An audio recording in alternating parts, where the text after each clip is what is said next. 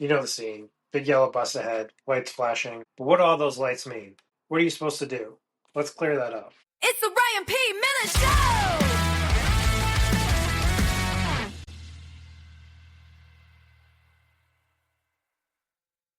Hello, everyone, and welcome back to the Ryan P. Millette Show. I'm your host, Ryan P. Millette. This podcast is brought to you by my new book, The Safe School Bus Ride, a guide for parents and children. This is a children's book in rhyme with fun images. Pick up a copy today. The link is in the show notes. This episode is also brought to you by Evolve Property Management. If you have a short-term property listed on Airbnb or Vrbo, Evolve can really help you maximize the earning potential and guest experience. My wife and I have a vacation rental that we have on Evolve, and it's really been a game changer. Our property is listed on a dozen different platforms with one calendar. Evolve has sent a professional photographer to take both summer and winter photos that are absolutely stunning. Evolve is an advertiser on this podcast because it's a company that my wife and I both use and we're very happy with. Use the link in the show notes to learn more and receive a $200 management credit. So on the agenda today, this will be our second episode on the series about school bus safety. We're going to start with some updates and news about my writing. We're going to have a on the front line segment, which will be some written notes from school bus drivers that were submitted this week. For our main topic today, we're going to discuss something that you've definitely seen, but might not fully understand: school bus lights. Then we're going to wrap up with a hero highlight. But first, with a trivia question related to our main topic for the day that I will answer at the end of the episode. When did the flashing amber and red lights get introduced to school buses?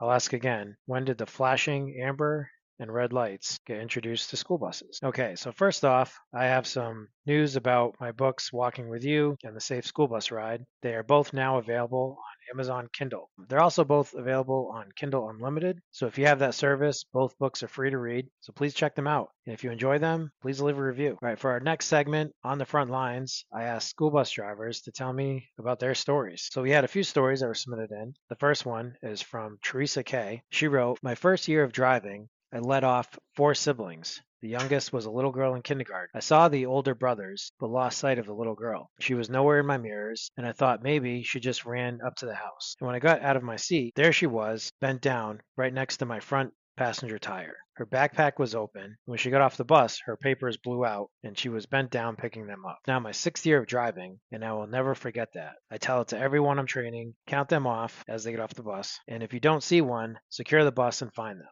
There was anonymous follow-up to this. This person said, "I had a similar situation before, only it was a little boy bending over to pick up a snowball. Even if you have your crossover mirrors adjusted properly, it can be hard to see them when they're a half-inch tall in your mirror and the sun is shining just right." So she's referring to mirrors that point at the front of the bus. We talked about proper bus crossing last week, and this is why it's so incredibly important. But it's just a couple of dropped pieces of paper to a 5-year-old little girl could have become a life and death situation. This little girl wasn't misbehaving. She just didn't know how to cross properly. This next story was sent by Misty Marie. She said, "I have a stop that has 30 to 40 kids for elementary. Half cross the street and the other half go up the hill. Sometimes it takes me 3 minutes to get all the kids off the bus and cross them all at once for those that need to be crossed." So I believe this is all for one stop. I have about 10 kids in kindergarten and first grade that require receiving adults, which means I can't let them off unless their receiving adult is 20 feet from my bus. So sometimes that takes the longest for those kiddos to get off first. I had a driver in a truck stay behind the bus for 1 minute and 52 seconds and decide he was going to go around the bus and take a left down the street when I was just getting ready to cross all the kids. Luckily, I've had this route for 8 years, so I train them as good as I can. And as I crossed them, I was consistently watching my left mirror. He decided to go around me. I blew my horn, and every single kid stopped right on the double yellow line and ran back to the other side of the street. It was the scariest thing that ever happened to me. This is kindergarten through 5th graders. This is a scary situation, and it seems like those kiddos really knew what to do. Almost every bus driver has a similar story. This is why children crossing need to be watching the bus driver as they cross. The driver is checking the street and the mirrors as the children cross. The children can't see around the bus, but it's the size of a small building. This next story is from SP Whiplash. With the warmer weather and more bicyclists on the road, I always reinforce looking both ways before stepping off the bus. I had a cyclist ignore my reds and keep coming up the inside. One swerved around the open door. This is incredibly important. It's important for kids to look as they step off the bus. Cyclists should be following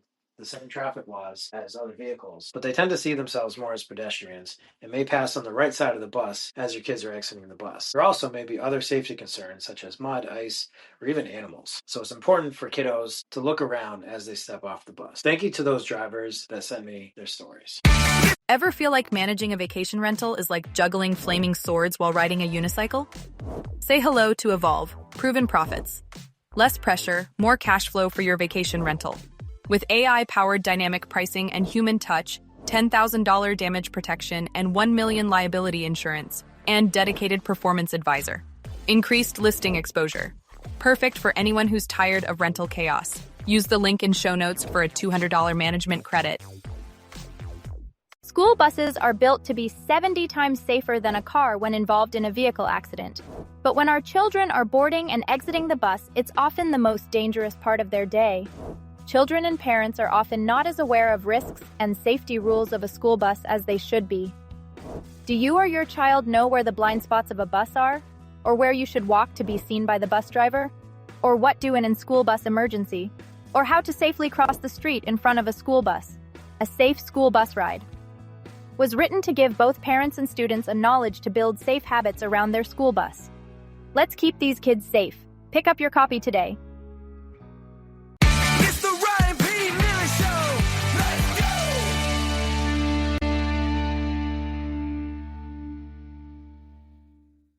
For our main topic, you know the scene. Big yellow bus ahead, lights flashing. But what do all those lights mean? What are you supposed to do? Let's clear that up. First, yellow flashing lights on the top of the bus are engaged. These are called the ambers. When a school bus has its yellow or amber lights flashing, it's basically giving you a heads up. Think of a warning signal. Hey, I'm about to stop. At this point, you should slow down and prepare to stop. The bus hasn't stopped yet, but it will very soon. This is your chance to react safely, not slam on your brakes at the last second. A quick example, you're driving down a 2-lane road and see a bus ahead with yellow amber lights flashing. That's your clue to ease off the gas and get ready. Next, and this is the important one, red flashing lights. When those red lights come on and the stop signs swing out, it means stop. Full stop, no exceptions. Traffic in both directions must stop on most roads. Unless there's a physical barrier dividing the roadway, like a median, even this may vary state to state. So you should know your state's laws on this. This is because kids are getting on or off the bus, and they might have to cross the street unexpectedly.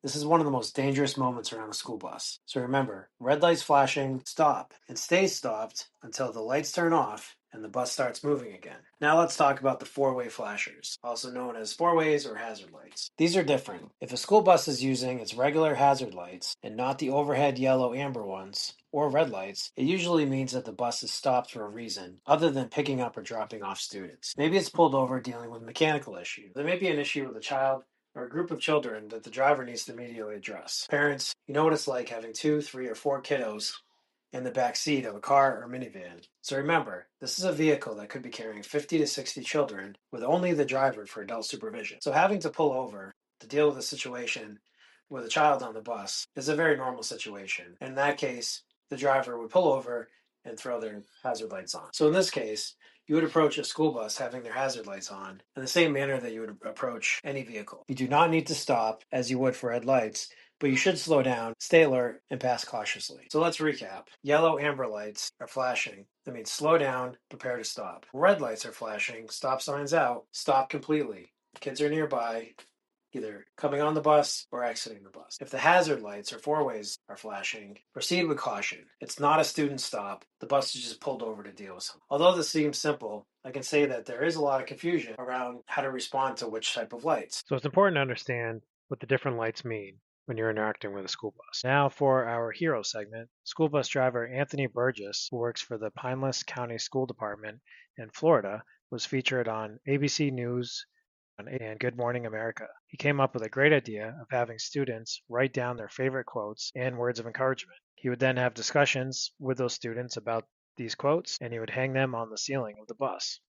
Very cool idea. All right, getting back to our trivia question.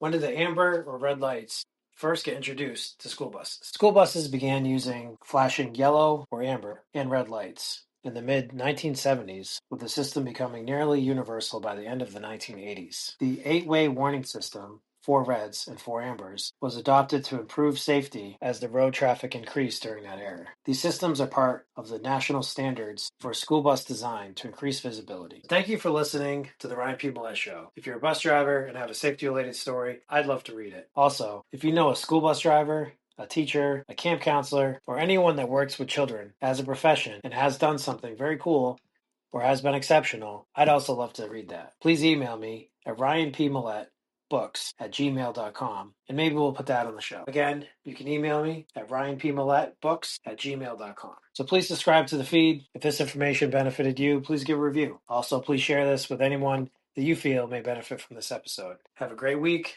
Be kind and safe, and be kind and safe to others. Goodbye. Thank you for listening in today to the Ryan P. Mallett Show. Come what may. If you liked what you heard, please subscribe, leave a review, and share the vibe. We'll see you next time. Hope you're doing well. Until then.